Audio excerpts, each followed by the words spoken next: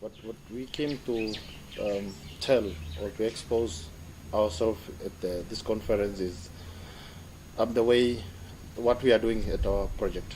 We are doing we are producing food.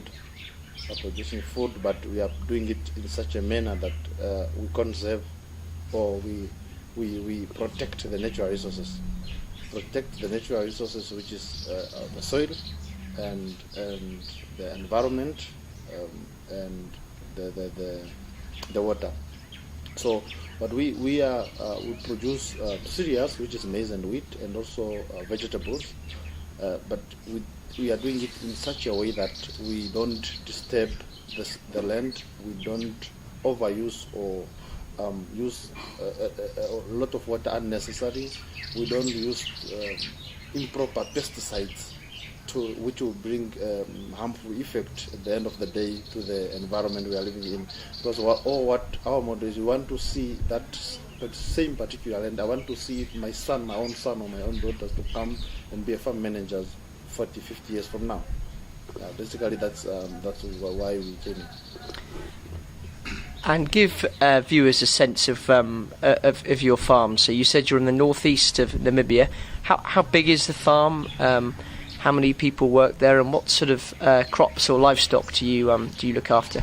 The farm is currently it's actually in two phases. The phase one, which is it's under production now, it's a 500 hectare piece of land, whereby 350 hectares is under irrigation. Then there are two components in that farm, whereby we have a component which we call commercial farming, which is now as Shikuninho, and then a component of small-scale farmers, which are being settled or located there by the government, whom we train, we give service, and we train them to do proper farming, good agricultural practice. Mm-hmm. Yes. And what sort of challenges do you face as a farmer in Namibia at the moment? It's been well publicised that there has been a drought. Some say it's been the worst in 25 or 30 years. What sort of challenges do you face, and how are you dealing with that kind of lack of water? Yes, the environmental conditions, the weather, it's not suitable at the moment. It's fluctuating actually. It's getting hotter, it's getting cooler, and that's one of the challenge. But I keep my finger closed because we are farming in an open area. It's an open land. You just put up center pivots, but you cannot control the sun's shine, the temperature. You can't control them. But all what we are currently doing now, we have put our planning into place whereby we are strictly just producing, because in the past we normally produce throughout crops, but now we've seen now things are getting a bit hectic with the weather.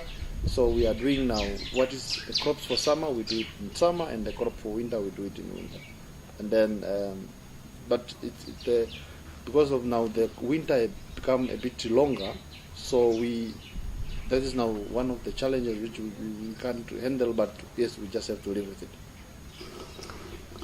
And what, if anything, have you picked up from being at this conference and listened to people talking about their findings and their research? Is there anything that you can say you've kind of learnt from being here and picked up? Yes, man. I went deep into the scope of this conference, and I have realized there is a lot of what, in particular, as Namibians and farmers or environmentalists, we need to do. Mm-hmm. We are actually not doing much enough, and I really pick up.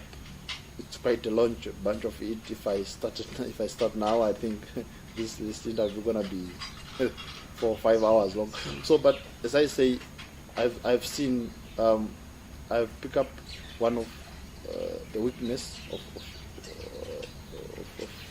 us, say, farmers, or most of the people who lives in rural area. in most cases we are ignorant. We are ignorant. We know it's very wrong to cut down trees. It's very wrong to open up land, erosions and all those. So I really pick up a lot of stuff actually. And then going back to the farm, I'm going to sit with my staff. I'm going to sit with my bosses. We put plans together, and we want to make a difference as far as Namibia in this issue is concerned. I guess farmers, like any businessman, want to have quite a fast return on their investments.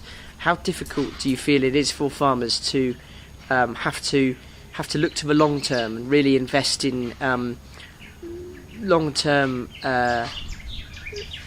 solutions to land degradation, perhaps not farming all of the fields all of the time, or perhaps leaving some, perhaps using fewer fertilizers, perhaps using new techniques? How challenging is that? Yes, it's a bit challenging. It's a bit challenging, but it was proved.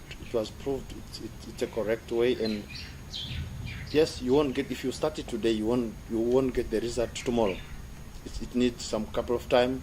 I know most of the people, they don't have that patience to wait. Business people, they want money. If you invest, you want this money tomorrow. So, but this thing needs somebody who is patient, somebody who can wait for 4 or 5 years, and he or she can clearly see the results at the end of the day.